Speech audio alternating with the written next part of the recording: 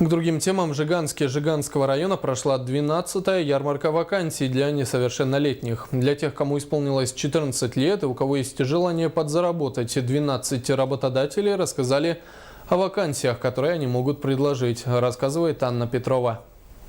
Каникулы – самое долгожданное время для каждого ученика. Время летних каникул ждут с нетерпением и радостью. И с этим наступает беспокойный период для родителей. Для тех, кому есть 14 и кто хочет провести летний отдых с пользой, были приглашены 12 работодателей. На ярмарке вакансий на сегодняшнее мероприятие охватило более 70 детей. Из работодателей нам подошли 12.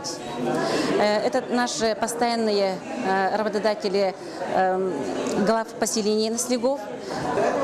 Вот наши постоянные работодатели, которые мы с ними постоянно сотрудничаем из года в год.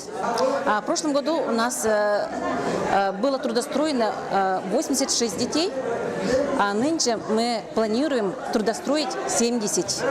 Участники данной ярмарки очень серьезно подошли в своем выборе. В основном предлагаемые для ребят работы заключаются в благоустройстве поселка. Я сперва записалась на наслег. Там работа волонтеров есть. И я там записалась на первый сезон, начиная с 1 июня. А также я записалась в редакцию газеты, там тоже на первый сезон.